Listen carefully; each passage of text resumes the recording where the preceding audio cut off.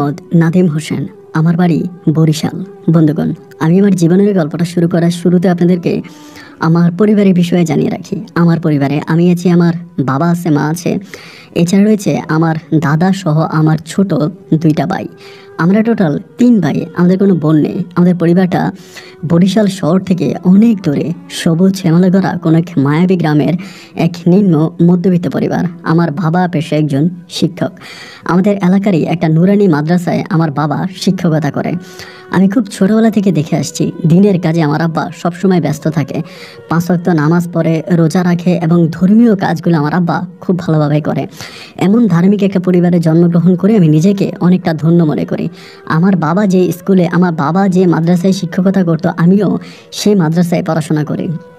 আমার মাও খুব ধর্মীয় একজন ব্যক্তি ছিল। এরকম একজন মানুষ আমাদের এলাকার মানুষরা কখনোই আমার মায়ের চেহারা দেখেনি। আমার মা বাবার খেজমত করা, নামাজ পড়া, রোজা রাখা এবং দিনের কাজ করা ছাড়া এর বাইরে আমার মা কখনোই কারোর সামনে যেত না, কখনোই কারোর সাথে কথা বলতো না, সবসময় ঘরের মধ্যেই থাকতো। আমাদের পরিবারটা খুব সুখে শান্তিতে কাটতে থাকে। আমার বয়স যখন মোটামুটি প্রায় 9 থেকে 10 বছরের কাছাকাছি হয়, আমি তখন মোটামুটি প্রায় অনেকটাই বড় হয়ে যাই। ওই মুহূর্তে আমার বাবার মাথায় একটা ভীমরতি ঢোকে। ভীমরতি বলতে ঠিক এরকম বিষয়টা, আমাদের মাদ্রাসায় পড়াশোনা করতো এক মেয়ে। ওই মেয়ের মায়ের সাথে নাকি আমার আব্বার পরকীয়ার সম্পর্কে লিপ্ত হয়। এরকম খবর আমি যে মাদ্রাসায় পড়াশোনা করি, ওই মাদ্রাসায় অনেক বাচ্চারা আমাকে বলতো। মানে ওই মেয়েটা আমার থেকেও 2 বছর জুনিয়র ক্লাসে পড়তো। তো আমাকে সবাই বলতো যে এই মেয়েটা তোর সৎবোন। মানে আমাকে বলতো, এটা তোর সৎবোন, এর মায়ের সাথে তোর আব্বার সম্পর্ক আছে। এরকম করে অনেকেই খুব খারাপ ভাষায় আমাকে এই কথাগুলো বলতো। যদিও প্রথম দিকে আমি জিনিসগুলো খুব ভালোভাবে মাথায় নিতাম না, কিন্তু শেষের দিকে জিনিসগুলো আমি একটা সময় বিশ্বাস করতে বাধ্য হই। তার বড় কারণ হচ্ছে আমার মা কারণে অকারণে মাদ্রাসার পিছনেই ছিল ওই মহিলাদের বাড়ি। আমার আব্বা সেই মহিলাদের বাড়িতে যাইতো এবং সে বাড়িতে বসতো, খাওয়া দাওয়া করতো এবং আমার আব্বা ওই মেয়ের মায়ের সাথে সত্যি এক ধরনের একটা ভালো লাগার সম্পর্ক ছিল। তো আমি খুব ভাবতে অবাক লাগে, আমার যে বাবা কোনোদিন কোনো নারীর দিকে চোখ তুলে তাকায় নাই, 5 ওয়াক্ত নামাজ পড়তো, এরপরে আমার আব্বা সবসময় ধর্মীয় কাজে ব্যস্ত থাকতো, এরকম একটা মানুষ কি করে এবং এমন একটা নারীর ফাঁদে পড়ে গেল। এবং যে মেয়েটার কথা আমি বলি, ওই মেয়ের বাবা মারা গেছে এবং ওই মেয়ের মা বিধবা, মানে একাই ঘরে থাকে। এবং দেখা গেল যে ওই মেয়ের মা কিন্তু পর্দাশীল না, হয় না যে একটা পর্দাশীল মহিলা পর্দাশীল না। এরকম করে জিনিসগুলো তখন আমার চোখে পড়তে থাকে এবং ভিতরে খুব বেশি কষ্ট কাজ করে। কেন আমার বাবা এরকম হবে? আমার বাবা তো এরকম হওয়ার কথা না। আমার বাবাকে নিয়ে তো আমার অনেক ড্রিম ছিল, অনেক স্বপ্ন ছিল। এবং আমার মাও বলতো যে আমার আব্বা যথেষ্ট পরিমাণের ভালো মনের একজন মানুষ। আমার আব্বা কখনো খারাপ কোনো কিছু করা তো দূরের কথা, খারাপ কোনো কিছু আমার আব্বা চিন্তাই করতে পারে না। অথচ সেই বাবার জীবনে এমন কলঙ্ক লেগে গেল, এটা আসলে আমি মানতে পারতেছিলাম না। বিষয়টা যে শুধুমাত্র আমার কানে রয়ে গেল তা নয়, এই বিষয়টা আমার পরিবারের মায়ের কানে পর্যন্ত পৌঁছে গেল। একদিন মা আমাকে ওই মহিলার বিষয়ে সরাসরি জিজ্ঞেস করে এবং জিজ্ঞেস করার একটা পর্যায়ে আমি তখন মাকে বলি যে না মা, আমি আসলে এরকম কোনো কিছু দেখি নাই। আমি মাকে মিথ্যা বলি, মায়ের কাছে অস্বীকার করি। কিন্তু মানুষের মুখ তো আর বন্ধ রাখা যায় না। আমার মাদ্রাসায় অনেক বাচ্চারাই পড়াশোনা করে, অনেক মানুষই যায় এবং আমার একটা সময় শিওর হয়ে যায় যে না, আমার আব্বার সাথে ওই মহিলার কোনো একটা অবৈধ সম্পর্ক আছে। এটা জানার পর আমার মা তখন আমার আব্বার সাথে তুমুল পরিমাণের ঝগড়া করে এবং ঝগড়াঝাটি এরকমভাবে শুরু করেছে, আমাদের পরিবারে যে শান্তি ছিল, শান্তি নামের শব্দটা আমাদের পরিবারে মরে গেছে। অশান্তির আগুনে আমাদের পরিবারের প্রত্যেকটা মানুষ তখন জ্বলে পুড়ে ছাই হয়ে যাচ্ছিলাম। একটা পর্যায়ে আমার মা তখন বাধ্য হয়ে আমার বাবাকে ওই মহিলার কাছ থেকে ফেরানোর জন্য একটা কবিরাজের আশ্রয় নেয়। এই কবিরাজটাই আমাদের জীবনের সবচেয়ে বড় কাল হয়ে দাঁড়ায়। আমার মা আমার নানু বাড়িতে আমার নানুর মাধ্যমে একটা কবিরাজের শরণাপন্ন হয়। যখন ওই কবিরাজের শরণাপন্ন হয়, তখন ওই কবিরাজ আমার মাকে বলে আমার বাবাকে নাকি কালো জাদু করা হয়েছিল। আমার আব্বা নাকি একদিন দুপুরবেলা ওই মহিলার বাসায় গিয়েছিল পানি খাওয়ার জন্য। দুপুরবেলা আমাদের মাদ্রাসার যে টিউবওয়েল ছিল, টিউবওয়েল নষ্ট ছিল। তো মহিলার টিউবওয়েল থেকে আমার আব্বা পানি খাওয়ার সময় মহিলা নাকি আমার আব্বাকে দেখে এবং আব্বাকে দেখে সেই দৃষ্টিতেই নাকি আমার আব্বাকে তার ভালো লেগে যায়। এরপরে সে আমার আব্বার নামে কুফুরি করতে থাকে, আমার আব্বার নামে কুফুরি করে এবং কুফুরি করার পরে আমার আব্বাকে সে বশে নিয়ে যায়। আসলে আমার আব্বা এই মুহূর্তে যা কিছু করতেছে সবই আমার আব্বাকে জিন দ্বারা করানো হচ্ছে। আমার আব্বা আসলে এসব করার জন্য প্রস্তুত নয় বা আমার আব্বা এসব করতে চায় না। ভাইবে চিন্তা দেখলাম যে কি করা যায়। ওই মহিলা তখন আমার মাকে ওই হুজুর, মানে যিনি কবিরাজ ছিলেন, তিনি অনেকগুলো তাবিজ অনেক কিছুই দিলেন এবং আমার মা এই জিনিসগুলো ব্যবহার করতে শুরু করলেন। এবং যখন ব্যবহার করতে শুরু করলেন দেখা গেল আমার আব্বার ভিতরে যে সমস্যাটা ছিল ওই সমস্যাটা আস্তে আস্তে করে সমাধা হতে শুরু হলো। আমার আব্বার মহিলার সাথে কথা বলে না, ওই মহিলার ঘরের দিকেও যায় না, এবং কেমন জানি আমার আব্বার ভিতরে আল্লাহর অশেষ রহমতে একটা পরিবর্তন চলে আসলো। এবং আমরা আসলে বুঝতে পারি না যে ওই মহিলা মানে আমার আম্মা যে কবিরাজের কাছে গিয়েছিল, ওই কবিরাজের চিকিৎসার যে একটা মানে পার্শ্ব প্রতিক্রিয়া আছে এটা আমরা আসলে বুঝতে পারি নাই। আমার আম্মা যেই মানে কবিরাজের কাছ থেকে তাবিজ তো মানে না আমার আম্মাও ব্যবহার করতো, আব্বাকেও দিত, এবং ওই মহিলার কাছ থেকে আমার আব্বাকে সম্পূর্ণভাবে সরাই আনছে। কিন্তু যে জিন দ্বারা আমার আমার মা এই কাজটা করেছিল বা ওই কবিরাজ এই কাজটা করেছিল, ওই জিনের কালো নজরে তখন আমার আম্মা পড়ে যায়। আমার আম্মা দেখতে শুনতে অনেকটা সুন্দরী ছিল, তিনি ধর্মীয় একজন ব্যক্তি ছিল, 5 ওয়াক্ত নামাজ পড়তো বলে। তখন দেখা যায় যে আমি যতটুকু আমার মনে আছে একদিন সন্ধ্যার সময় আমার আম্মা পুকুরে গেছিল। মানে আমাদের তো আসলে মানে সন্ধ্যার দিকে পুকুর পাড় থেকে পানি এনে বাড়িতে রাখতে হয়। তো ওই দিন বৃষ্টি পড়তেছিল, ঘুরে ঘুরে বৃষ্টি পড়তেছে, আম্মা পুকুর পাড়ে গেছে পানি আনার জন্য। তা পানি আনার জন্য যাওয়ার পরে আম্মার বাড়ি আসে না, মানে ঘরে আসে না। তখন খুব টেনশন লাগতে শুরু হলো। আব্বারে বললাম, ছোট ভাইদেরকে বললাম, কিরে আম্মা তো পুষ্কুনি পাড়ে গেল পানি আনতে, তা আম্মা পানি আনতেছে না কেন, আম্মা আসতেছে না কেন, সূর্য ডুবে যাচ্ছে, চারদিকে অন্ধকার হয়ে যাচ্ছে। আমার ছোট ভাইটা তখন দৌড়িয়ে পুষ্কুনির পাড়ে গেল, যাই দেখতেছে আম্মাও নাই কলসিও নাই। তা আম্মাও নাই কলসিও নাই, এটা দেখার পরে ও তখন খুব অবাক হয়ে যায়।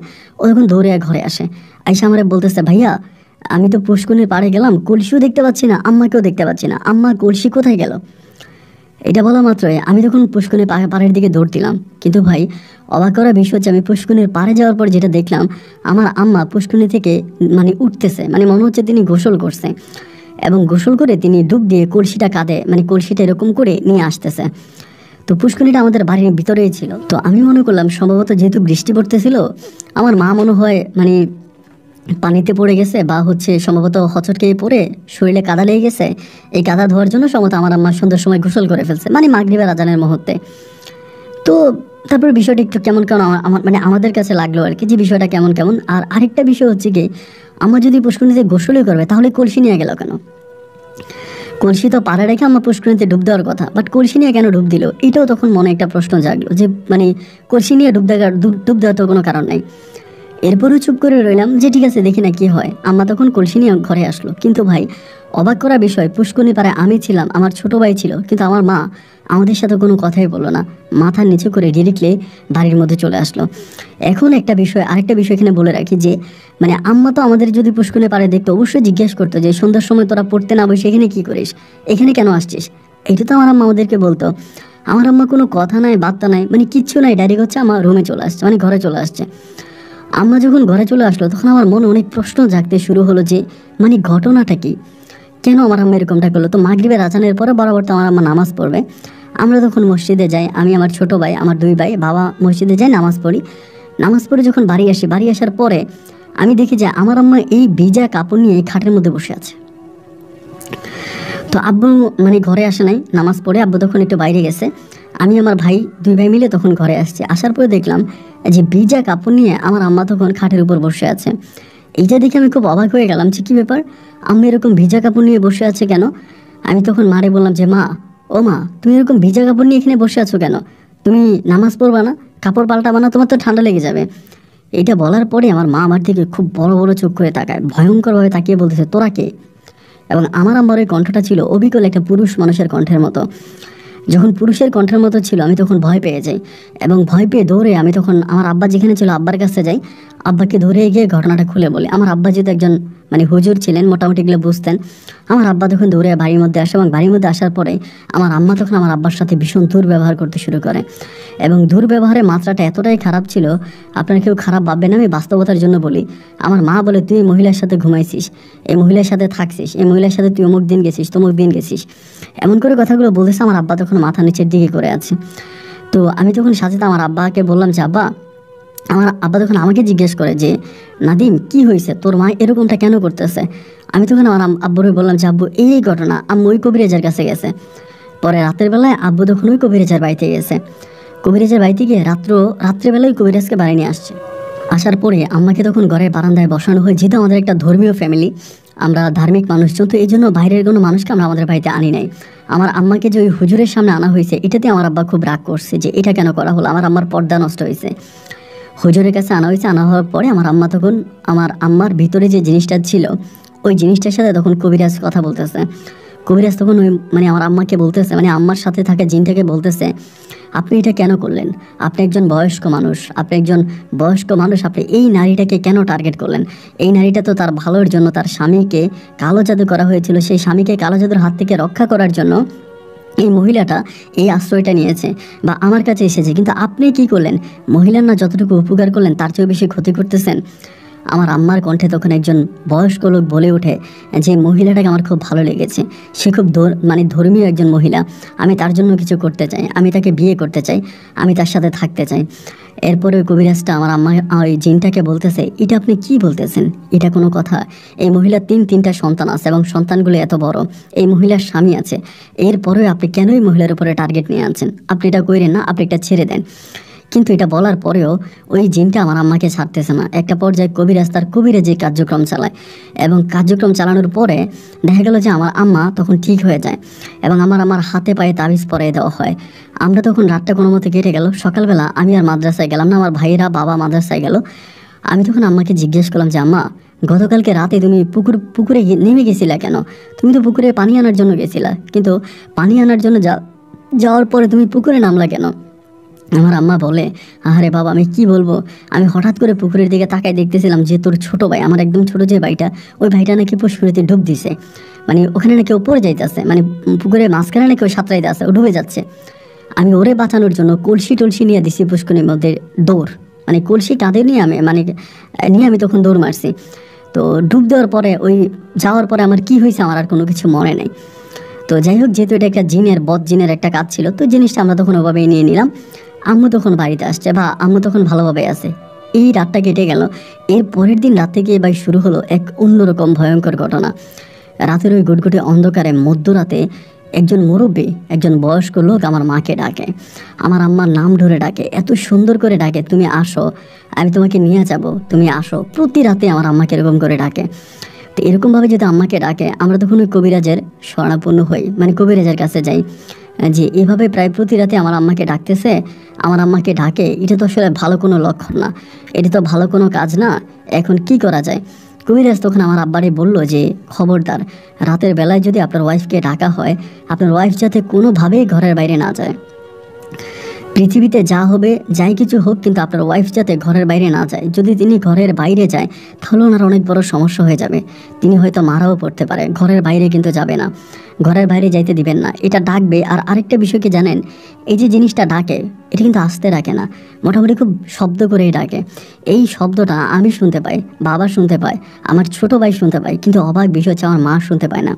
এরকমও হয়েছে যে মা ঘুমায় নেয়, তাহাজ্জুদে নামাজ পড়তেছে, তো আমার মা তাহাজ্জুদে নামাজ পড়ে আমাদের পাশে বসার পরে এই জিনিসটা আমার আম্মাকে ডাকতেছে। তো ডাকার পরে আমি তখন বলি, ও মা, তুমি কি শুনছো তোমার যে ডাকছে? আমার আম্মা বলে, কই না তো, আমি শুনি নাই। মানে আমার আম্মা শুধুমাত্র শুনতো না, আর ওই জিনের ডাকটা, মানে জিন যে ডাকতো, এটা আমরা সবাই শুনতে পাইতাম, শুধু আমার আম্মা শুনতে পাইতো না। এভাবে দীর্ঘ 1-2 বছর নয়, প্রায় 5 থেকে 6 বছরের মতো কেটে যায়। এবং এই 5-6 বছরে এখানে আরেকটা ঘটনা ঘটে, আমার আব্বা হঠাৎ করে প্যারালাইজড হয়ে যায়। মানে এটা কি জিন দ্বারা হয় না কেন হয় জানি না, নাকি অনেকেই বলে যে আমার আব্বাকে নাকি ওই জিনটা ক্ষতি করে, যেটা আমার আম্মার ক্ষতি করার জন্য চেষ্টা করছে। আমার আব্বা প্যারালাইজড হয়ে যায় এবং আব্বা প্যারালাইজড হয়ে যাওয়ার পরে আমাদের পরিবারে আয় ইনকাম উন্নতি তখন খুবভাবে কমে যায়। আমাদের কিছু ফসলি জমি থাকে, ওইগুলো চাষাবাদ করে এবং ওইগুলো বর্গা বাগা দিয়ে খুব কষ্ট করে তখন পরিবারটা চলতো। আমি তখন বাইরে ঘরে কাজ করতাম। তখন আমার ছোট যে 2টা ভাই ছিল, ওরা তখন মাদ্রাসায় পড়াশোনা করতো, আমি তখন পড়াশোনা ছেড়ে দিয়ে এখানে সেখানে বিভিন্নভাবে কাজ করি পরিবারকে সামনের দিকে নিয়ে যাওয়ার জন্য। অ্যান্ড এইভাবে একদিন মাঘ মাসে কড়কড়া শীতের মধ্যে হঠাৎ করে আমার মা ঘুমিয়ে থাকা অবস্থা আমার মা একটা স্বপ্ন দেখে এবং এই স্বপ্নটা আমার দাদাকে নিয়ে দেখে, একটু ভয়ানক স্বপ্ন। তো আমার দাদা কিন্তু আমাদের সাথে থাকতো না, যদি আমরা বলতাম আমাদের ঘরে থাকেন, দাদা আমাদের ঘরে থাকতো না, আমাদের ঘরের সামনে একটা আলাদা ঘর বানিয়েছে। অ্যান্ড আলাদা একটা ঘর বানিয়ে আমার দাদা ওই ঘরের মধ্যেই থাকতো। তো আমি তখন, আমার মা হঠাৎ করে ঘুম থেকে উঠে আমার ডাকতেছে, আমার বলতেছে যে নাদিম, একটা ঘটনা ঘটছে, তোর দাদার একটু ডাকতো। আমার মা এটা বলতেছে। আমি তখন বললাম যে এত রাতের বেলায় দাদারে ডাকবো কেন, কি হয়েছে, দাদাকে ডাকতে হবে কেন? আমার আম্মা বলে, ডাক না, তোর দাদার একটু দেখতো তোর দাদা বেঁচে আছে কিনা, এরকম করে আম্মু আমাকে বলে। আমি বললাম, তুমি এগুলো কি বলো, পাগল হয়ে গেছো নাকি? দাদা বেঁচে থাকবে না কেন? দাদা অবশ্যই বেঁচে আছে, দাদার কি হবে? দাদা কিন্তু সুস্থ সবল মানুষই ছিল। আমার আম্মা বলে যে না, মনে হয় তোর দাদা মারা গেছে। এটা বলার পরে আমি কিন্তু আমার দাদাকে অনেক ভালোবাসতাম, মানে অনেক ভালোবাসি। আমি তখন ঘুম থেকে উঠে দৌড়ে দাদার ঘরের দরজায় যাই, গিয়ে দরজা ধাক্কাইতে আসি, কিন্তু ভিতর থেকে দরজা আর খোলে না। এবার আমি দরজা জোরে জোরে জোরে জোরে ধাক্কাচ্ছি, বাট দরজা আর খোলা হয় না। এবং যেহেতু এটা টিনের ঘর ছিল, চারদিকে প্রচণ্ড রকমের শব্দ হচ্ছে, আশেপাশের অনেক মানুষ তখন ঘুম থেকে উঠে গেছে। সবাই তখন আইসা বলতেছে যে কী হয়েছে নাদিম, কী হয়েছে? আমি বললাম আমার দাদা তো দরজা খুলতেছে না। মাও তখন পিছন থেকে দৌড়ে এসে বলতেছে দরজাটা ভেঙে ফেল।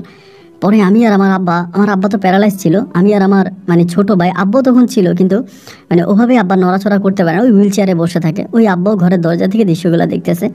তা আমি আমার ছোট ভাই তখন কী করলাম, ধাক্কায় কোনো রকম শাবল দিয়ে দরজাটা ভেঙে ফেললাম। এবং দরজাটা ভেঙে ফেলার পরেই মানে আমার আম্মাও পিছন থেকে ঢুকলো, যেই দেখতেছি যে আমার দাদা একদম মরে শক্ত হয়ে আছে। মানে কখন যে মারা গেছে, শরীরটা একদম শক্ত হয়ে আছে, মনে হয় যেন অনেক আগে মারা গেছে। এবং আমার মা এই দৃশ্যটা দেখা মাত্র জ্ঞান হারিয়ে ফেলে, মানে অজ্ঞান হয়ে যায়। তো সবাই মনে করলো যেহেতু আমার দাদা মারা গেছে, আমার দাদার প্রতি আমার আম্মার অনেক ভালোবাসা ছিল, তো দাদা মারা যাওয়াতে আমার আম্মা এটা নিতে পারে না, আম্মা অজ্ঞান হয়ে গেছে, আমরাও এটা মনে করি। তো এরপরে আর আমরা আম্মার সাথে খুব বেশি একটা কথা বলি না, আম্মা আম্মার মতো করেই আছে, দাদা মারা গেছে। আমাদের এলাকার লোকজন আসে, অ্যান্ড সকালবেলা আমরা তখন মাইকিং করি, এবং মাইকিং করে বিকেলের দিকে দাদার লাশ তখন দাফন করব। দাদা লাশ দাফন করতে যাব, লাশ দাফন সম্পূর্ণ হয়ে যায়। এবং দাদা লাশ দাফন করার পরে আমি তখন বিষয়টা খেয়াল করি যে হ্যাঁ, এখানে কিছু একটা ঘটেছে। তার মানে আমার দাদা যে মারা গেল এটা আমার আম্মা কিভাবে জানলো? আমার আম্মা কেন আমাকে আমাকে ঘুম থেকে উঠে বলতেছে তোর দাদা মনে হয় মারা গেছে, তুই যাই একটু দেখতো। এই কথা আম্মা কীভাবে বললো? এবং দাদার ওই মরা দেহটা দেখার পরে আমার মা কেন অজ্ঞান হয়ে গেল? এই বিষয়গুলো তখন আমার মনে বিভিন্ন রকমের সন্দেহের জন্ম দিয়েছি, এরকমটা হলো কেন? যাই হোক, তারপরে আমি সব কিছু মানে ভুলে নিজের মতো করে তখন পড়ে আছি যে ঠিক আছে, দেখা যাক কী হয়। তো দাদা মারা গেছে, সবাই বাড়ির মধ্যে সবাই কান্নাকাটি করতেছে, সবাই একদম প্রচুর কান্নাকাটি করতেছে, কান্না রোল পড়ে গেছে পরিবারে। তো যাই হোক, এরকম করে সবাই মিলে পড়ে আছে। তো ওই রাতের বেলায় আম্মা তখন ঘুমাইছে, আমরাও ঘুমাইছি। আম্মা আমার একদম ছোট যে ভাইটা আছে ওরে সাথে নিয়ে ঘুমাইতো, একদম ছোটটা ঘরে ঘুমাইতো। তো এরপর হলো কি, ওই দিন রাতের বেলায় ফজরের আজানের কিছুক্ষণ আগে আমার সাথে আমার যে ভাইটা ঘুমাইতো, আমি, আমার আব্বা আর আমার মেজু ভাইটা একসাথে ঘুমাইতাম, আর আমার ছোট ভাই আর আমার আম্মা একসাথে ঘুমাইতো। তো আমার দাদা যেদিন মারা গেছে এর পরের রাতের ঘটনা আমি বলতেছি যে ফজরের কিছুক্ষণ আগে আমার একেবারে ছোট ভাইটা এসে আমাদের রুমে দরজা ধাক্কাইতে আছে যে নাদিম ভাই দরজা খুলেন। পরে দরজা খুলছে, খোলার পরে বলতেছে ভাইয়া আম্মা তো ঘরে নেই। আম্মা ঘরে নেই মানে আম্মা কই? বলতেছে আমি তো বুঝি না, আমাদের ঘরের দরজা খোলা, মানে আমাদের মেন দরজা খোলা, আম্মা ঘরে নেই। পরে আমি বললাম আম্মা কই গেছে? বাইরে দিয়ে গেলাম, গিয়ে আম্মারা ডাকতেছে আম্মা, ও আম্মা, আম্মা গো। আম্মার কোনো সারা শব্দ পাচ্ছি না, মানে আম্মা নাই, আম্মার কোনো শব্দ পাচ্ছি না। ছোটো ভাইরে জিজ্ঞেস করলাম কি রে, আম্মার যে কোনো শব্দ পাচ্ছি না, আমাকে বাড়ির ভিতর ছিল না। ও বলে ভাইয়া কে জানিস আম্মারা ডাক দিছে। তা আমি বলি তুই তো জানিস আমার এরকমভাবে রাতের বেলায় প্রায় রাতেই ডাকে। তা ডাকলে বলে ওই দিন ডাকছে, আম্মা একদম শোয়া থেকে উঠা দরজা খুলে বেরিয়ে গেছে। তা আমি বললাম আম্মারে ডাকলো, আম্মা দরজা খুলে বাইরে গেলো, তুই আমারে আটকাইলি না? বলে না, আমি ঘুমের মধ্যে ছিলাম, আমি অতটা বুঝতে পারিনি। দুইটা ডাক দেওয়ার পর আমার ঘুমটা ভাঙছে কিছুটা, দেখলাম আম্মা উঠে যাচ্ছে। এখন আম্মা কি ওই ডাকের জন্য যাচ্ছে না বাথরুমে যাচ্ছে, কোথায় যাচ্ছে আমি বুঝতে পারিনি। এমনিতেই ফজরে আজান দিছে। আজান দেওয়ার পর আমি তখন নামাজে গেলাম, কি আমাদের মসজিদের যিনি ইমাম আছে ইনি তখন আমার আব্বার খুব বন্ধু মানুষ ছিল। ওনার কাছে গিয়া বললাম যে কাকা এমন ঘটনা। উনি তখন বললো যে ঠিক আছে, একটা কাজ করো, তোমরা যেই কবিরাজটা তারা চিকিৎসা করতো তোমার আম্মা, ওই কবিরাজের কাছে যাও।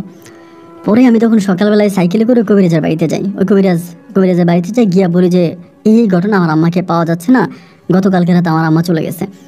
পরে বলে তোমার আম্মাকে কোনো লাশ দেখছিল? কবিরাজ বলে। আমি বলি হ্যাঁ, আমার দাদা মারা গেছে। আমার দাদা মারা যাওয়ার পরে এরকমভাবে আমার আম্মা আমাকে ঘুম থেকে জায়গায় বলতেছে তোর দাদা মনে হয় মারা গেছে। এবং তখনই আমার আম্মা আমার দাদা লাশ দেখে অজ্ঞান হয়ে গেছে। এবং ওই রাতে, এর পরের রাতে আমার আম্মা এরকম করে ঘর থেকে বেরিয়ে গেছে। আমার ছোটো ভাই নাকি শুনছে, কে জানি ডাকছে, আমার আম্মা বেরিয়ে গেছে। কবিরাজ তখন আমাকে বলতেছে যে তোমাকে বারবার বলেছিলাম তোমার আম্মাকে যে যাতে কখনো মরা লাশ না দেখে, কারণ লাশ দেখলে তাবিজের পাওয়ার নষ্ট হয়ে যায়। এরপরেও যেহেতু লাশ দেখে তোমার আম্মা অজ্ঞান হয়ে গেছে, তোমাদের উচিত ছিল যে এই তাবিজটা কোনো না কোনোভাবে সোনা রূপার পানি অথবা সাদা দুধ দিয়ে ধুয়ে দেওয়ার। এটা তোমরা দিলে না কেন?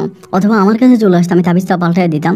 তার মানে ওই জিনটা খুব খারাপভাবে তোমার আম্মাকে স্বপ্নে দেখাইছে তোমার দাদা মারা গেছে, যাতে তোমার দাদা মারা গেছে এটা জিন জানছে, যিনি তোমার আম্মাকে স্বপ্ন দেখাইছে তোমার আম্মা যাতে এই লাশটা দেখতে যায়। এবং লাশটা দেখতে যাওয়ার পরে তোমার আম্মার হাতের যে তাবিজটা ছিল এটার পাওয়ার নষ্ট হয়ে গেছে, এবং এরপরে রাতে তোমার আম্মাকে ডাকছে এবং তোমার আম্মা খুব ভাবে চলে গেছে ওই জিনটার কাছে। তা আমি বললাম যে ঠিক আছে, জিনের কাছে চলে গেছে ভালো কথা, তো যা হবার তা হচ্ছে, এখন আমার আম্মাকে আনার ব্যবস্থা করেন। উনি বলে তুমি একটু বসো, আমি চালান করি। পরে তিনি চালান করলে এবং চালান দেওয়ার পরে আমারে বলতেছেন, আদিম আসলে আমি কি বলবো, এটা আমার দ্বারা আর সম্ভব না, তোমার আম্মা আমার কন্ট্রোলের বাইরে চলে গেছে। আমার যতটুকু কন্ট্রোল ছিল আমার কন্ট্রোলের বাইরে তোমার আম্মাকে নিয়ে গেছে, আমি আর তোমার আম্মাকে আনতে পারবো না, বা আমার ক্ষমতা নেই তোমার আম্মাকে এনে দেওয়ার। আমি তখন বললাম, আপনি এটা কী বলতেছেন, আমার আম্মাকে এনে দেওয়ার ক্ষমতা আপনার নাই মানি? তাহলে আমার আম্মা কোথায় গেল? এটা আমার আম্মাকে আপনি এনে না দিলে আমি কী করব? উনি বলে, তোমরা অন্য কবিরাজের কাছে যাও, আমার দ্বারা আর এটা সম্ভব না, তোমার আম্মা যে জায়গায় চলে গেছে ওই জায়গা থেকে তোমার আম্মাকে ফিরিয়ে আনা সম্ভব না। আমার আব্বা তখন প্যারালাইজড হওয়া একজন মানুষ, তখন কি করব? পরিবারের পুরোটা চাপ আমার উপরে, ছোট ভাই দুইটার পড়াশোনা, এবং ওই মুহূর্তে ঘরের মধ্যে রান্না বান্না থেকে শুরু করে সব কাজ আমি করি। আমার আম্মার আর কোনো সন্তান পাওয়া গেলই না। আমরা এই দিকে ওই দিকে বিভিন্ন জায়গায় আমাকে খুঁজে বেড়াইতেছি, বাট আম্মার আর কোনো সন্তান পাওয়া গেল না। আম্মা নাই একেবারে আম্মা নাই হয়ে গেল। তা আম্মা নাই হয়ে আম্মা কোথায় চলে গেল এবং কেন চলে গেল, কি কারণে গেল, কে এসে আমার আম্মাকে ডাকলো? তখন আমরা আমাদের এলাকার যেই মানুষের মাধ্যমে শুনি অমুক কবিরাজ ভালো, ওই কবিরাজের কাছে যাই এবং কবিরাজের কাছে গিয়ে বলি যে আমার আম্মাকে এরকম পাওয়া যাচ্ছে না। অ্যান্ড কবিরাজ দেখে বলে এত টাকা লাগবে, অত টাকা লাগবে। আমাদের যে ধানি জমিগুলো ছিল, জমির প্রায় বেশিরভাগ জমি আমরা বিক্রি করে ফেলি শুধু আমার আম্মাকে খুঁজতে গিয়ে। কবিরাজের কাছে গেলে বলে 20,000 টাকা লাগবে, এনে দিতে পারবো, 20,000 টাকা দিই, এরপরে বলে টাইম নিব, এনে দিব। ওরকম করে অনেকগুলো দিন কেটে যায়, বাট আমার আম্মার আর কোনো সন্তান পাই না।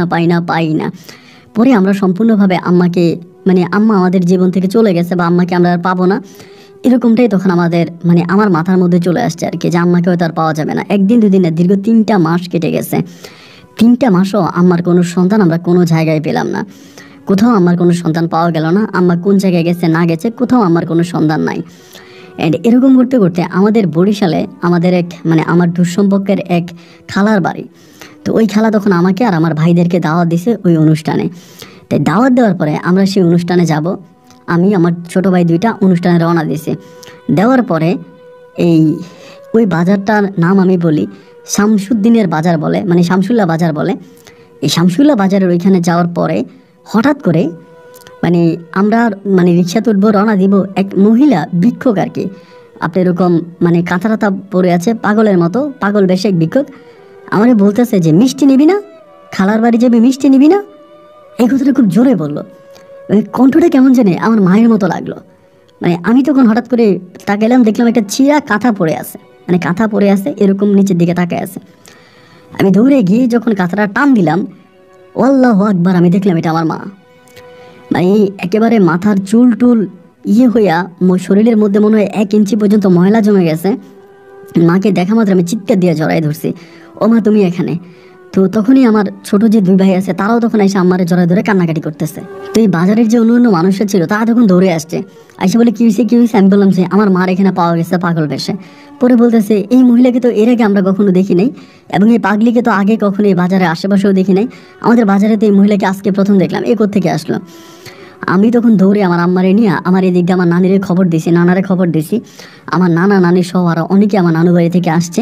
আমার আম্মারে তখন আমি বাড়িতে দিয়েছি, নিয়ে আমার নানি সহ আমাদের গ্রামের আরও কয়েকটা মহিলা নিয়ে আমার আম্মারে তখন গোসল করায়, এবং গোসল করানোর পরে আমার শরীর পরিষ্কার করে আমার নানি ওই দিনে বিকেলের মধ্যে ওই কবিরাজের বাড়িতে আমার মাকে নিয়ে যায় সিএনজি করে কবিরাজের বাড়িতে নিয়ে যায়, কবিরাজকে দেখাবে। তো কবিরাজের বাড়িতে নিয়ে যাওয়ার সময় আমার আম্মা বারবার বলতেছে, উনি তো পাগল এসে বলতেছে আমার কোথাও নিয়েন না, আমার কোথাও নিলে কোনো কাজ হবে না, আপনাদের স্বপ্ন পূরণ হবে না, আমাকে নিয়েন না, আমাকে নেওয়ার প্রয়োজন নাই। তারপরেও কবিরাজের বাড়িতে আমাকে নিয়ে যাওয়া হয়, এবং নিয়ে যাওয়ার পরে ওই কবিরাজের সামনে আমার আম্মাকে বসানোর পরে আমার কবিরাজ তখন বলতেছে যে আপনার ছেলের ভাগ্যে, মানে আপনার নাতির ভাগ্যে হয়তো তার মা ফিরে এসেছে, কিন্তু আমি ওনার চিকিৎসা করতে পারবো না, ওনার চিকিৎসা করা আমার দ্বারা সম্ভব না। পরে আমার নানি তখন বলতেছে যে আমার মেয়েটারে কোথায় নিয়ে গেছে, এবং এই 3 মাস আমার মেয়ে কোথায় ছিল। বলে 3 মাস আপনার মেয়ে কোথায় ছিল এগুলো বললে আপনি বিশ্বাস করবেন না, আর আপনাকে আমি বিশ্বাস করাতেও চাই না। শুধু এটা বলতে চাই আপনার মেয়েকে আমার কাছ থেকে নিয়ে যান, আপনার মেয়েকে আমি কিছু করতে পারবো না, আপনার মেয়েকে কিছু করার ক্ষমতা আমার নাই। পরে এখান থেকে আমরা নিয়ে আসি আয়শা ভাই, আমরা কোনো কবিরাজ বাদ দিই নেই, বিভিন্ন জায়গায় কবিরাজের কাছে নিয়ে যাইতেছি। দেখা যায় আমার আম্মা মানে হাতে তাবিজ পরে ভালো থাকে, 1 দিন 2 দিন ভালো থাকে, এরপরে আবার যেই সেই, এরপরে আবার যেই সেই। তো দেখা যায় পারিবারিকভাবে তখন তো অনেক অভাবে আছি, মানে অনেক অভাব অনটনের মধ্যে দিন কাটতেছে। তো আম্মার যে খুব ভালোভাবে চিকিৎসা করব সেটাও পারতেছি না, মানে অত টাকা পয়সাও তো হাতে নাই। পরে চিন্তা করলাম যে যেহেতু এতটাই অভাব অনটন, চারদিকে প্রচুর পরিমাণের অভাব, তাহলে আমার আম্মার চিকিৎসা আমি ওই মাঝপথে বন্ধ করে দিলাম। আমারও তখন একেবারে বিয়ের বয়স হয়ে গেছে, আমি পাকা জোয়ান, তো আমিও বিয়ে শাদী করলাম না। ছোট ভাইরাও তখন কাজে লেগে গেছে, আমিও কাজ করি, আম্মার সেবা যত্ন করে আম্মারে শিকল দিয়ে বাইদা রাখি। এইভাবে কিছুদিন কাটার পরে একদিন হঠাৎ করে আম্মা আমারে বলতেছে যে খুব সুন্দর করে আমারে বলে, নাদিম আমার একটু অজুর পানিতে আম্মা অজু করবো, এমন করে বলতেছে। এই দিনটা আপনার কী বার ছিল ওটা আমার মনে নাই, তবে বিকালের টাইম ছিল, মানে মাগরিবের কিছুক্ষণ আগ মুহূর্তে, মানে আসরের পরে আমি অজুর পানি দিলাম। আম্মা তখন ওই ঘরের মধ্যে শিকলে বন্দি অবস্থা উজু করলো। অজু করে আমারে বলে আমার একটু নামাজিটাতে আমি নামাজ পড়বো। তা আমি তখন বললাম যে এই প্রথম আমার আম্মা আমাদের পরিবারে আসার পরে এই প্রথম নামাজের জন্য মানে নামাজি চাইলো। পরে আমি নামাজি দিলাম, আম্মা তখন 2 রাকাত নফল নামাজ পড়লো আমার সামনে। পরে আমারে বলতেছে কোরআন শরীফটা একটু দিবি বাবা। তা কোরআন শরীফটা দিলাম, দেওয়ার পর আমার আম্মা কোরআন পড়তে শুরু করলো, এবং কোরআন যে তিনি পড়তে শুরু করলো মাগরিবের আজান দিল, এবং মাগরিবের আজানের পরে তিনি মাগরিবের নামাজও পড়লো না। আপনি চিন্তা করেন, এশার আজান দিল, এশার নামাজও পড়লো না, মানে কোরআন পড়তেই আছে, এবং মোটামুটি খুব শব্দ করেই পড়ে। তো রাত্র প্রায় 11টার মতো বেজে গেছে। আমি তখন আম্মার কাছ থেকে কোরআন আনার চেষ্টা করতেছি যে না আর পড়তে হবে না, তুমি ঘুমিয়ে যাও। না, সে কোরআন দিতেছে না, কোরআনে হাত দিলে খুব রাগ করে, এই কোরআন হাত দিস না, আমি কোরআন পড়তেছে। এখন কি করব, তার কোরআনের রাতের বেলায় মানে গভীর রাতে যদি একটা মানুষ কোরআন তেলাওয়াত করে বা কোরআন পড়ে, তাহলে তো ধরেন আশেপাশে অনেক শব্দ শোনা যায়। তো আশেপাশে থেকে অনেক মানুষ তখন আসতেছে, আইসা বলতেছে কিরে তোর আম্মা এরকম কোরআন শরীফ পড়তেছে, তার কাছ থেকে কোরআন শরীফ নিয়ে যায়, সে তো পাগল, সে তো আর বুঝে না। এখানকার ভিতরে আমাদের একজন মহিলা আছে আমাদের বাড়ির মধ্যে, তিনি আমার দাদি হয়, তিনি আবার কোরআনের অক্ষর বা কোরআনের হর্নগুলো উনি খুব ভালো বুঝতো। উনি বলে যে এত শুদ্ধভাবে কোনো মানুষ তো কোরআন পড়তে পারে না, ঠিক আছে সে পড়ক, তারা আর তোরা বিরক্ত করিস না। অ্যান্ড আমরাও তখন কী করলাম, রাতের বেলা ঘুমিয়ে গেলাম, যেহেতু ভাই সকালবেলা কাজ আছে, কাজে যাইতে হবে। আর তখন মানে দিন চুক্তিতে, মানে দিন মজুরের কাজ করে দিন চুক্তিতে আমি তখন ঘুমিয়ে গেলাম। এখন ঘুমিয়ে যাওয়ার পরে সকালে যখন ফজর আজান দিয়েছে, আমার ঘুম ভাঙছে, আমি তখন ফজরের নামাজ পড়তে গেলাম, এবং ফজরের নামাজ পড়তে যাওয়ার আগে আম্মা রুমে গেছি, যাই দেখি কোরআন শরীফটা বন্ধ আছে, আমার আম্মা কোরআনের সামনে শুয়ে আছে, মানে ওই মাটির মধ্যে শুয়ে আছে। আমি ভাবলাম হয়তো আম্মা ঘুমিয়ে গেছে, এটা মনে করলাম। আমি মসজিদে গেলাম, গিয়ে ফজরের নামাজ পড়লাম, পরে আবার আসছি। আসার পরে দেখলাম যে আম্মা ওই শোয়া অবস্থার মধ্যেই আছে। পরে ভাবলাম যে সম্ভবত মানে ঘুমাচ্ছে, আমি আর ডাক দিলাম না। যখন কাজে রওনা দিলাম তখন আবার গিয়ে দেখি যে ওইভাবেই শুয়ে আছে। তখন আমার মনে ডাউট লাগলো, কিরে উঠে না কেন? ডাক দিলাম, ডাক দেওয়ার পরে 2-3 বার ডাক দিলাম, দেখি কোনো শব্দ নাই। আমি ভয় পেলাম মরে গেল কিনা, দিলাম চিৎকার। বাড়ির আশেপাশে অনেক মানুষ তখন চলে আসতে, আসার পরে মুখের মধ্যে পানি ছিটিয়ে দিলাম, এবং দেখলাম যে নিঃশ্বাস আছে, মুখের মধ্যে পানি ছিটানোর পরে আমার আম্মার জ্ঞান ফিরে আসলো। এবং আসার পর আমারে বলে যে নাদিম কী হয়েছে, মানে মনে হয় যেন আমার আম্মা মানে এই যে অতীত জীবনে সে পাগল ছিল এবং বাড়ি থেকে পালিয়ে গেল, তারে নিয়ে চলে গেল, 3 মাস তার কোনো খবর পাওয়া গেল না। এরপরে আসার পরে তার এই ঘটনাগুলো, তার জীবনে এত বড় স্টোরি ঘটে গেল, এর কোনো কিছুই তার মনে নাই। আমার বলে তোর আব্বা এরকম হয়েছে কবে, তোর আব্বা প্যারালাইজড হয়েছে কবে? আমার আব্বা প্যারালাইসিস হয়েছে বহু বছর আগে, কিন্তু উনি এখন বলে যে আব্বা কখন প্যারালাইজ হয়েছে উনি জানেই না, মানে ভালো হয়ে গেছে, মানে খুব ভালো হয়ে গেছে। তো যখন এরকম ভালো হয়ে গেল তখন মানে সবাই তখন বললো যে না তেই তো উনি ভালো, আলহামদুলিল্লাহ, আল্লাহ হয়তো আমাদের দিকে ফিরে তাকাইছে, আমার আম্মা ভালো হয়ে গেছে। আমরা ভাই বা আমরা সবাই মিলে খুব খুশি হলাম, আল্লাহ তাআলার কাছে শুকরিয়া আদায় করলাম, চাল্লাহ আমার মারে ভালো করে দিয়েছে। অ্যান্ড এরপরে আমার আম্মা ওই কোরআন তেলাওয়াত, মানে কোরআন নিয়ে বসে সারা রাত কোরআন পড়ে, সারাদিন ঘুমায়, সারা রাত কোরআন পড়ে। এরকম করতে করতে আমাদের গ্রামের এক মহিলা, তার পেটের মধ্যে টিউমার হয়েছিল, মানে উনি খুব গরিব মানুষ আর কি, গরিবের মহিলা, অ্যান্ড টিউমার হয়েছে। তিনি কি মনে করে জানে, আমার আম্মারে আইসা বলতেছে, আমার আম্মারে বলে যে একটু পানি পড়া দেন, এমনি বলতেছে একটু পানি পড়া দেন। আমার আম্মা তখন কী করলে, মহিলারা পানি পড়া দিল। যেই টিউমারটা অপারেশন না করলে তিনি মারা যাবে, মানে তিনি বাঁচবে না, তার পেটের মধ্যে টিউমার, আমার আম্মা পানি পড়া দেওয়ার পরে এই মহিলার পেটের টিউমার অটোমেটিক্যালি ভালো হয়ে গেছে। এরপরে ডাক্তারের কাছে নিয়ে যাওয়ার পরে ডাক্তার যখন আলট্রাসাউন্ড করে তার কোনো পেটের মধ্যে কোনো টিউমার নাই, মানে টোটালি মনে হয় পেট থেকে টিউমারটা অপারেশন বিহীন কেউ বের করে ফেলছে। এবং এই ঘটনাটার পরে আমাদের বাড়িতে মানুষের আনাগোনা বেড়ে গেল।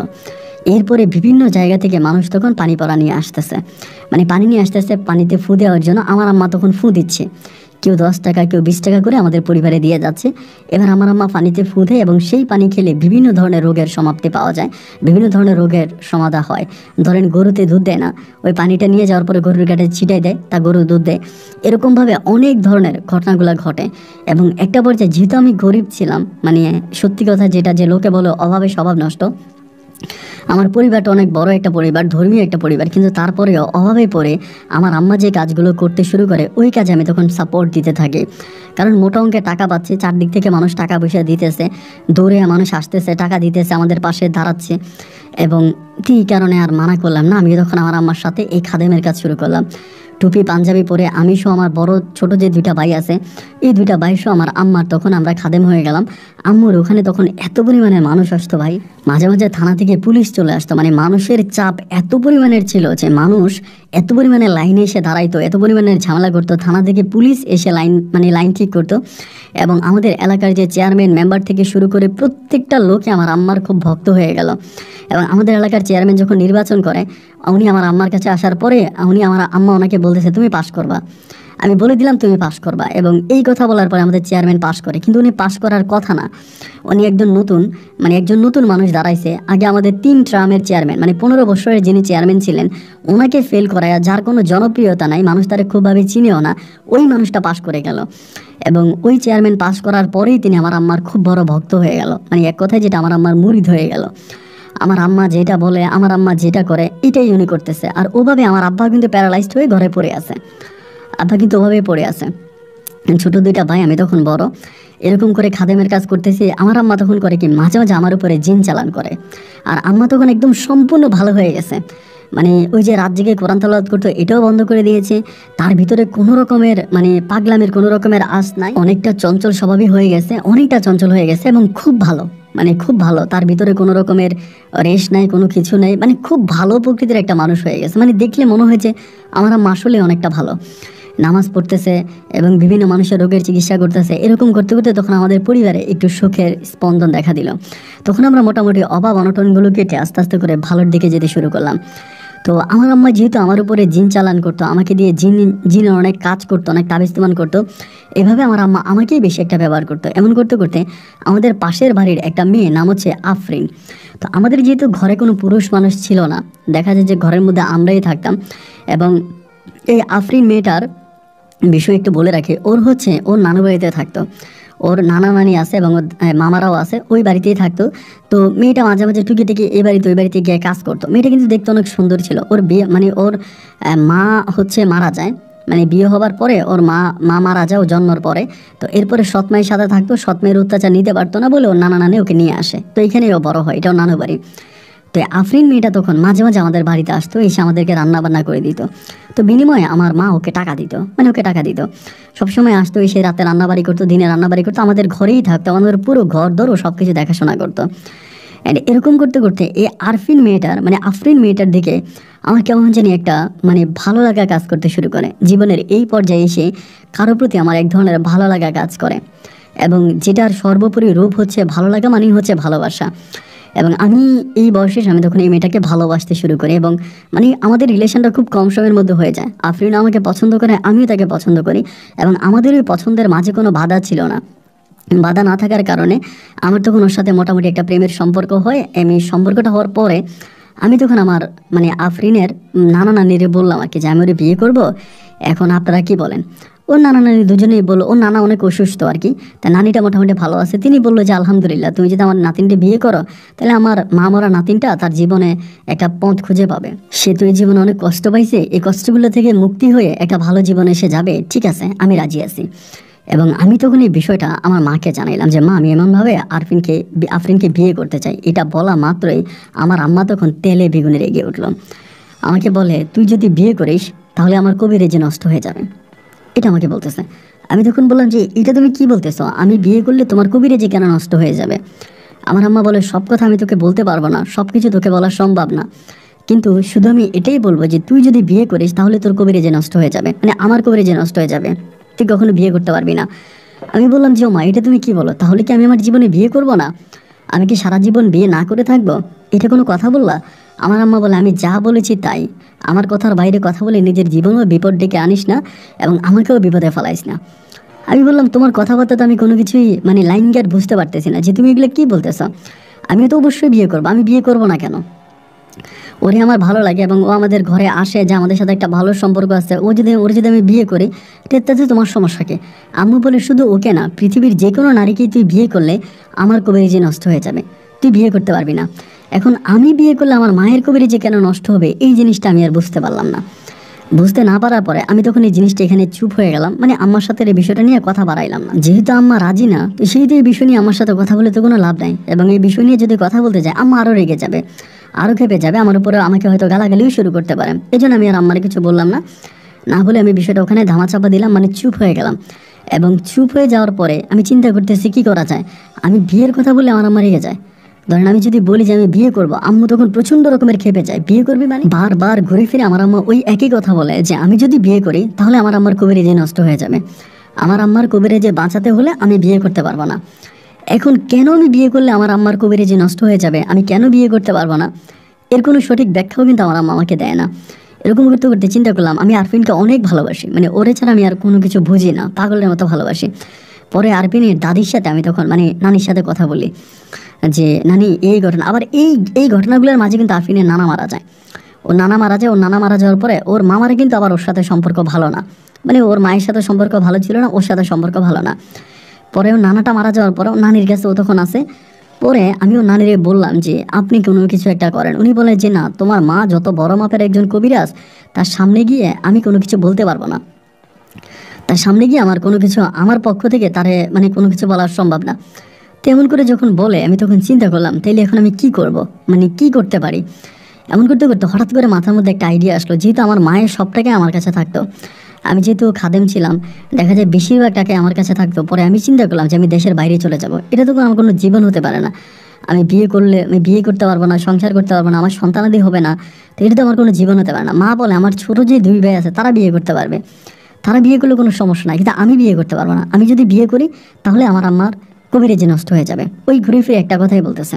পরে আমি এরকম করে চিন্তা করতে করতে ভাবলাম যে না, আমি দেশের বাইরে চলে যাব এবং আমার কাছে যে পরিমাণে টাকাগুলো আছে ওগুলো নিয়ে আমি দেশের বাইরে চলে যাব।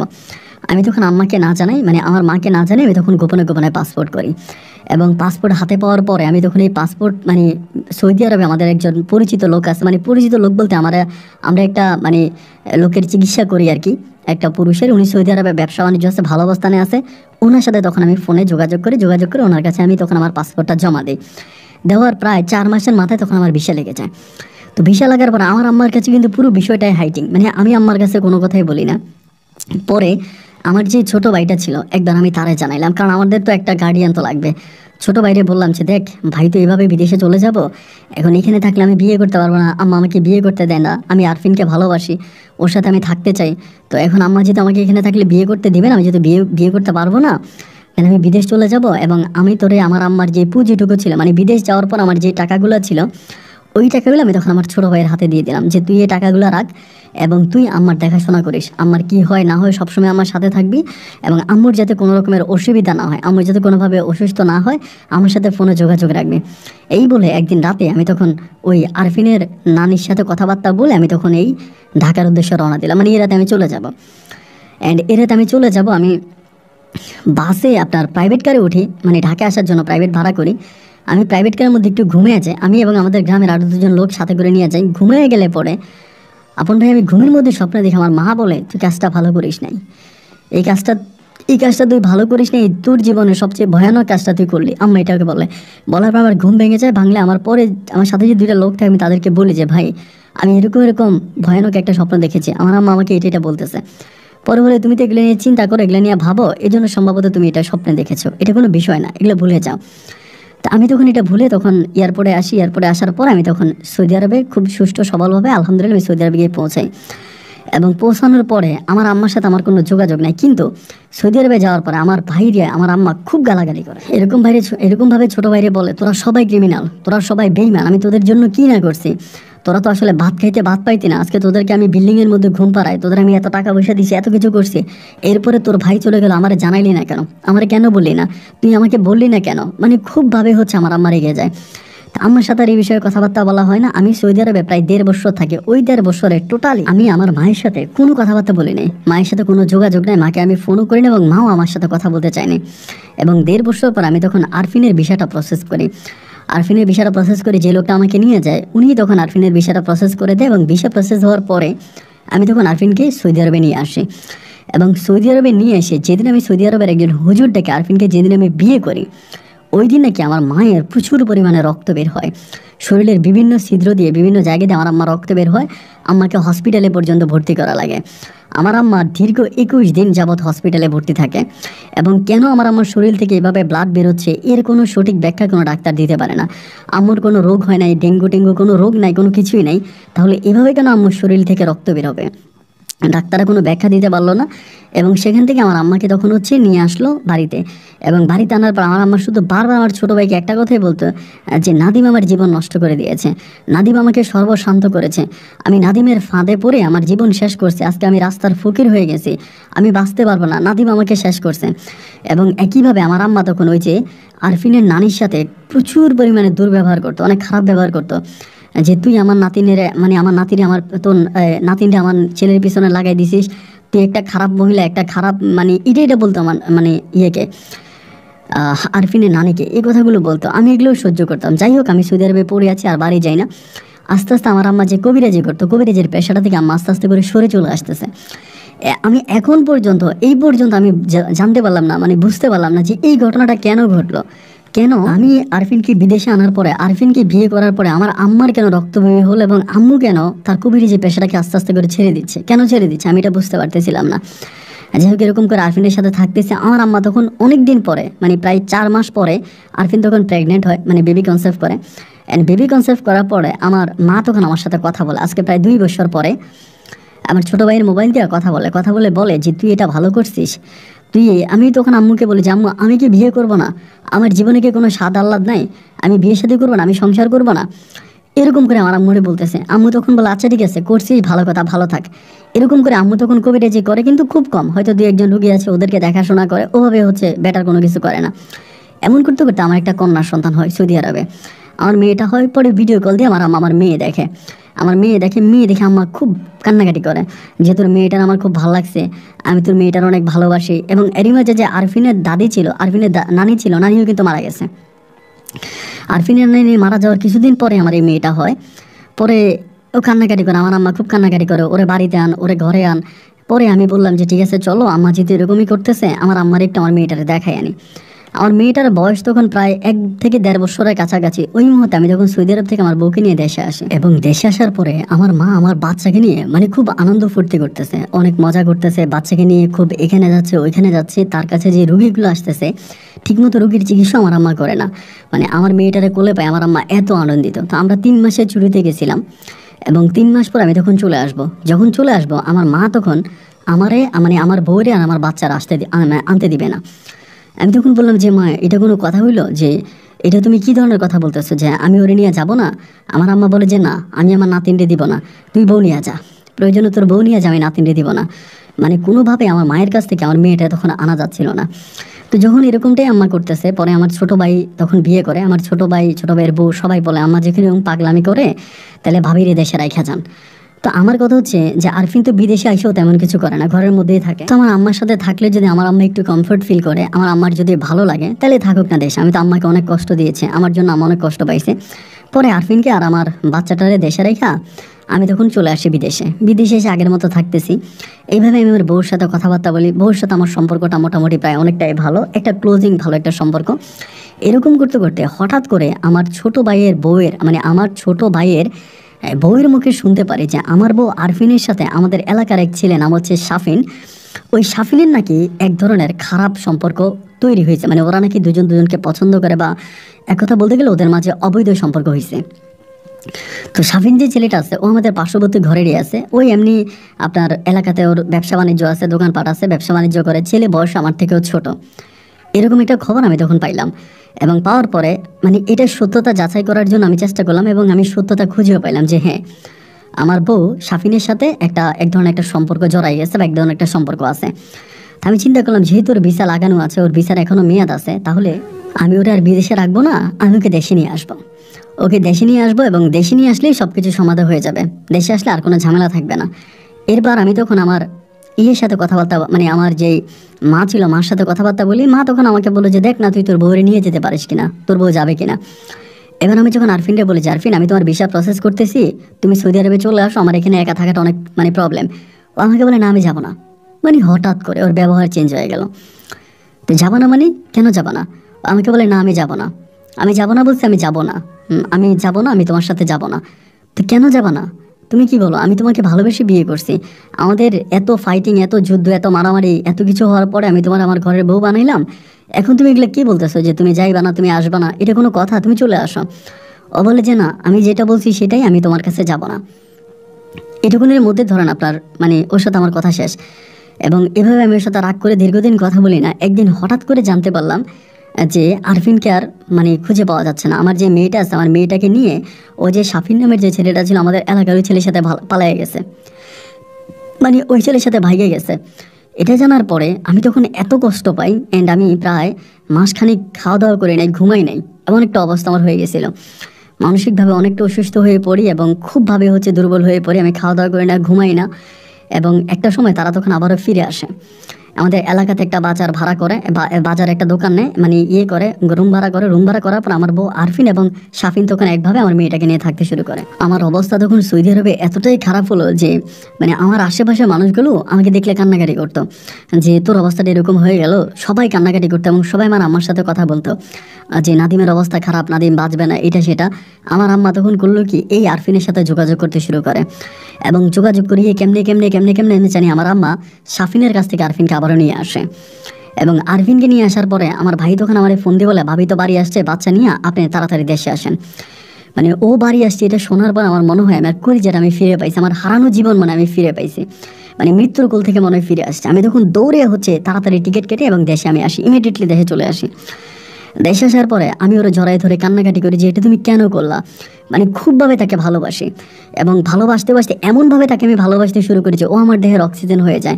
কিন্তু ও যেন ওই মুহূর্তটাতে কেমন করে একটু চুপ হয়ে যায়, আমার সাথে খুব বেশি একটা কথা বলে না, আমি কোনো একটা প্রশ্ন করলে উত্তর দিতে চায় না, মানে মানসিকভাবে প্রায় অনেকটা ভেঙে পড়ে। মনে হলো যেন তার ভিতরে অনেকটা চাপ গেছে। তো আমার ভাইয়ের বউয়েরা আমার আম্মা বুঝায় যে যেহেতু এরকম একটা ঘটনা ঘটছে, একটা ছেলের সাথে পালায়ে গেছে আবার ফিরে আসছে, তাই সব কিছু মিলে হয়তো মানসিকভাবে একটু ভেঙে পড়ছে, ঠিক হয়ে যাবে। তো আমি ভাবলাম যে হয়তো বা ঠিক হয়ে যাবে। এই হয়তো বা ঠিক হয়ে যাওয়ার মধ্যেই পরে আমি বললাম যে আমি ওরা আবার বিদেশ নিয়ে যাবো, মানে আমার টার্গেট আমি সৌদি আরবে নিলে ঠিক হয়ে যাবে।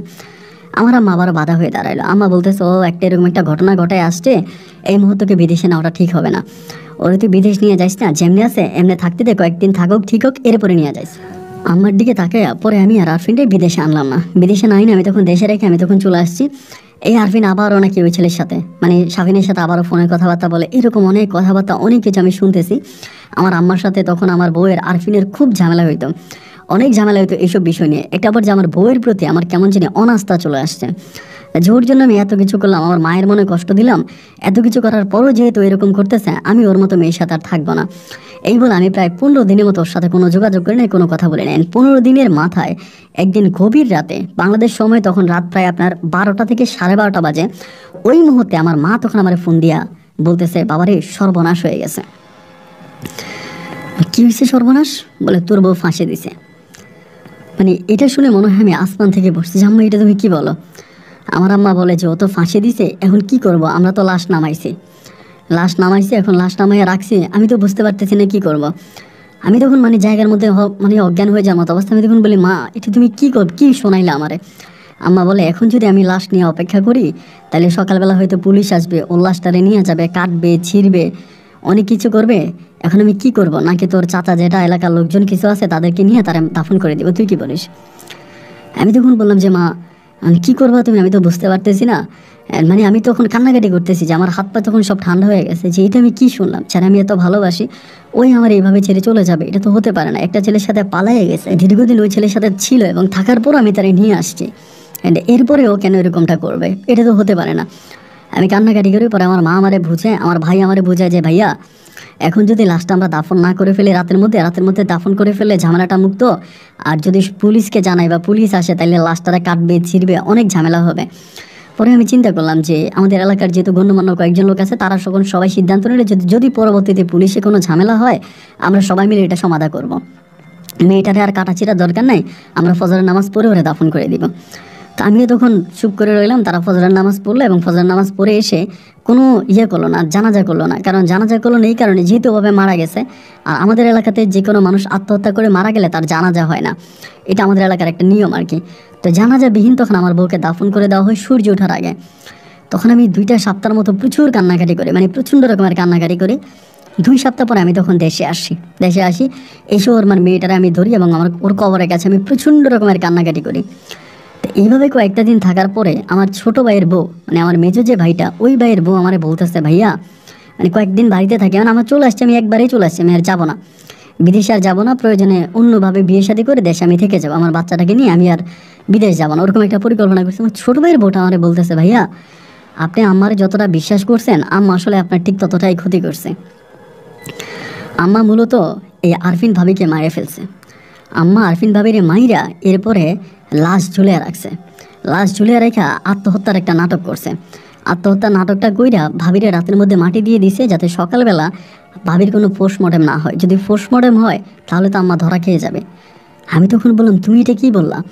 এবং একইভাবে ওর কথা শোনার পরে আমি দেখলাম, পরে ও আমার আরও বুঝাইলো যে ভাইয়া আপনি কি জানেন নাহলে ভাবি কেন মারা গেল? মানে ভাবি যে মারা গেল, ভাবি তো আত্মহত্যা করার কোনো প্রশ্নই আসে না। আর ভাবির কারণেই কিন্তু আম্মার এই কবিরে যে ব্যবসাটা বন্ধ হয়েছে, ভাবির কারণে কিন্তু আম্মার অনেক ক্ষতি হয়েছে। আম্মা যদিও উপর দিয়ে ভাবিকে ভালোবাসতো বা ভালোবাসা দেখাইতো, কিন্তু ভিতর থেকে আম্মা কখনোই ভাবিকে মানতে পারে নাই। আম্মা সবসময় ভাবিকে মেরে ফেলার জন্য বা ভাবির কাছ থেকে ভাবির ক্ষতি করার জন্য আম্মা সবসময় উৎপেতে থাকতো, এমন একটা অবস্থা। তাই আমার ভিতরে তখন সন্দেহ লাগে যে আমার আম্মার কথাবার্তা, আচার আচরণ, কাজকাম, তখনও কিন্তু আমার আম্মা কবিরাজি করে। কবিরাজি কিন্তু বন্ধ নেই, হয়তো আগের মতো হচ্ছে না, কিন্তু কবিরাজি করে। পরে আমি চিন্তা করলাম যে আসলেই কিন্তু আমার ছোটো ভাইয়ের বউ যেটা বলছে কথাটা একেবারে মিথ্যাও না। আমার আম্মাই সম্ভবত আমার বউকে মেরে ফেলছে।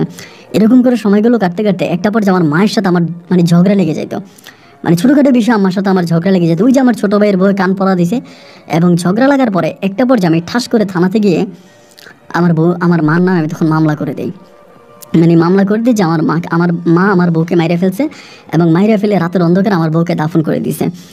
মামলাটা করার পরে তখন পুলিশ আসে, থানা থেকে পুলিশ আসে। এসে তখন তারা লাশ উঠাবে, লাশ ময়নাতদন্ত করবে, এবং এরপরে এটার মধ্যে কি হয়েছে বা কিভাবে মারা গেছে এই জিনিসগুলো তখন তারা খুঁজে বের করবে। এই করার জন্য আমার আম্মা তখন আছে, আম্মা ঘরের মধ্যে আছে। আমি আর মায়ের সাথে কথা বলি না, আমি তখন এলাকার লোকজনকে নিয়ে তখন আমি কবর খুঁড়ি। কিন্তু ভাই যখন আমি কবর খোঁড়ার পরে যেটা দেখতে পাই যে কবরের মধ্যে কোনো লাশ নাই, কবরের মধ্যে কোনো লাশও নাই, এবং ওই লাশের কোনো হাড্ডি মাড্ডি এবং যে সাদা কাপড় পেঁচিয়ে আমার বউকে দাফন করা হয়েছিল ওই সাদা কাপড়টাও নাই। আমি তখন অবাক হয়ে গেলাম যে কী ব্যাপার, আমার বউয়ের লাশ গেল কোথায়? আমি তখন বললাম যে লাশ গুম করে ফেলছে। আমার আম্মারে বললাম যে পুলিশকে বললাম যে আমার আম্মা লাশ গুম করে ফেলছে, অবশ্যই লোক দিয়ে কবর থেকে লাশ সরাই ফেলছে। আমার আম্মা তখন এটা বলতেছে যে ওর বউ আরফিন তো মরে নাই, কবরস্থানেই বলে মরে নাই। পুলিশকে বলতেছে ওর বউ আরফিন মরে নাই, ওর বউ আরফিন বেঁচে আছে। তখন যারা আমার বউকে দাফন করছে এরা সবাই বলে এই আপনার কি মাথা খারাপ হয়ে গেছে নাকি, আপনি এগুলো কি বলেন? আমরা সবাই মিলে ফজরের নামাজের পরে ওর বউকে আমরা দাফন করছি, সাদা কাপড়ে আমরা পেঁচাইছি, আমরা সাদা কাপড়ে পেঁচিয়ে ওনাকে দাফন করছি, আমরা দাফনের কাজ সম্পূর্ণ করলাম। আর আপনি এখন বলতেছেন যে ও মারাই চাই নাই, এগুলো কি বলতেছেন? আপনার তো মাথা নষ্ট হয়ে গেছে, আপনার তো মাথা ঠিক নাই। আমার আম্মা বলে ওর বউ মরে নাই, ওর বউ বেঁচে আছে।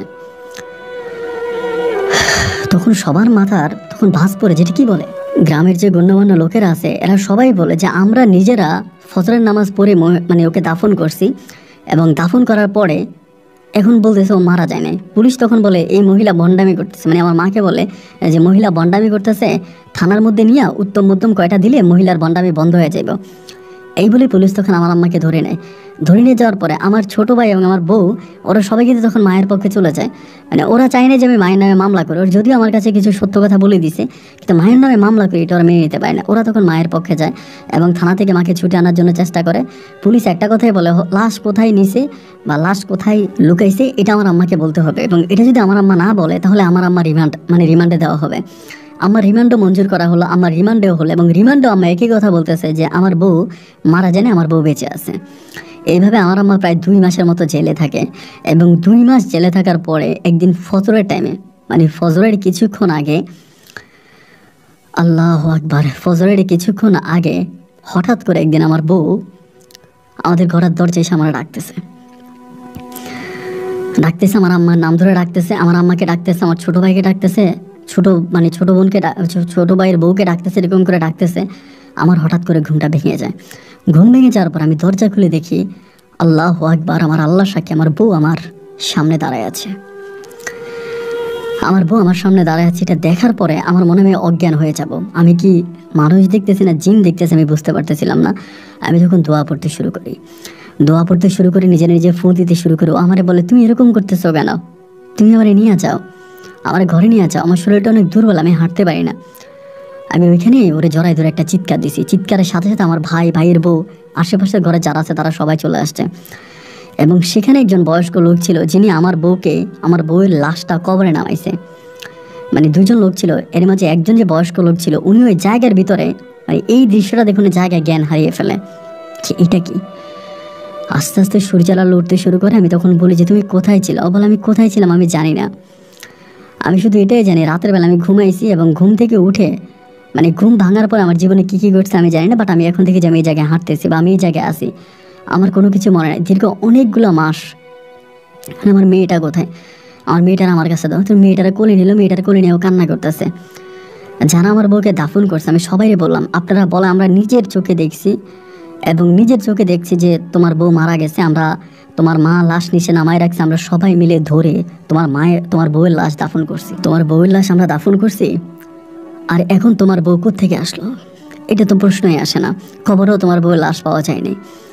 যাই হোক, গ্রামের মানুষের কথা মনে আমার ভাই বলতেছে, ভাইয়া ভাবিরে যেহেতু পাইছেন, সেভাবেই পাইছেন, আমারে তাহলে জেল থেকে আনেন। আম্মা কেন জেলে থাকবে? আপনার বউকে তো আপনি পাইছেন, আমাকে নিয়ে আসেন। পরে আমি থানাতে যোগাযোগ করি, আম্মাকে তখন বের করে আনি, এবং আম্মাকে বের করে আনার পরে আম্মা যেন একটু কেমন হয়ে যায়। আমার বউ আমার মায়ের পা ধরে, যে আম্মা আমাকে মাফ করে দেন, যারা আমার বউকে কবর দিয়েছে, আমার বউর কবরে যারা ছিল, যারা বউ মানে লাশ কবরে নামাইছে, ওরা সবাই মানে বেকুব হয়ে যাচ্ছে। এটা কীভাবে সম্ভব? যে লাশটা আমরা দেখলাম, যে লাশটা আমরা কবরে নামাইলাম, সেই লাশ কেন আবার কী করে আবার এত মাস পরে কীভাবে আসে? কেউ তখন বিষয়টা বুঝতে পারলো না। এরপরে লাস্টে যেটা হইলো সেটা হচ্ছে, আমার মা এভাবে প্রায় 3 থেকে 4 মাসের মতো আমার আম্মা বাড়িতে ছিল। 3-4 মাস পরে আমার আম্মা হঠাৎ করে একদিন কোথায় জানি চলে গেছে। কই জানি চলে গেছে, আম্মাকে আমরা আর খুঁজে পাইতেছি না। এবং 1 দিন নয়, 2 দিন নয়, 3 দিন নয়, দীর্ঘদিন, আজকে প্রায় আম্মা চলে গেছে 7 থেকে 8 বছর হয়ে গেছে। এই 7-8 বছর আমরা এমন কোনো কবিরাজ নাই, এমন কোনো জায়গায় নেই আমার আম্মাকে আমরা খুঁজি নাই। আম্মাকে খোঁজার চেষ্টা করি নাই, কিন্তু কোথাও আর আমার আম্মাকে খুঁজে পাই নাই। কিন্তু আমার বউ আরফিনের এই মৃত্যুর বিষয়টা বা ওর ফিরে আসার বিষয়টা আমরা যখন কবিরাজের সাথে আলাপ করি, বেশিরভাগ কবিরাজ যে কথাটা বলে যে জিনিসটাকে আমাদের গ্রামের মানুষ দাফন করেছিল, কবর দিয়েছিল, এই জিনিসটা ছিল মূলত একটা জিন। মানে কালো জাদু করে একটা জিনকে ওভাবে শোয়াই রাখা হয়েছে আমার বউয়ের রূপে, এবং ওই জিনিসটাকে কবরে নামানো হয়েছে। ওইটাই সবাই দেখছে, কিন্তু আমার বউকে কালো জাদু করে এখান থেকে কোথাও সরাই দেওয়া হয়েছে। বা আমার বউকে যদি এভাবে আমি মামলা না করে আমার মাকে জেলে না ঢুকাইতাম, তাহলে একটা সময় আমার বউ সত্যি সত্যি মারা যাইত, এবং বেওয়ারিশ লাশ হিসাবে হয়তো কোনো জায়গায় আমার বউয়ের দাফন হয়ে যেত। এই কথাটা বেশিরভাগ কবিরাজরাই আমাকে বলে। যাই হোক, আমার জীবনে যেটা ঘটে গেল বা যেটা হয়ে গেল, এর বর্ণনা দিয়ে তো আমি শেষ করতে পারবো না। শত হলেও আমার মা আমাকে 10 মাস 10 দিন পেটে ধরেছে। আমার মায়ের সমস্ত অপরাধ ক্ষমা করে দিয়ে আমি মাকে আমার জীবনে ফিরে পেতে চাই। আমার মা এমনটি ছিল না। আমার মা যথেষ্ট ধার্মিক, 5 ওয়াক্ত নামাজি, ইসলাম প্রিয় একজন মানুষ ছিল। শুধুমাত্র আমার আব্বা পরকীয়ায় লিপ্ত।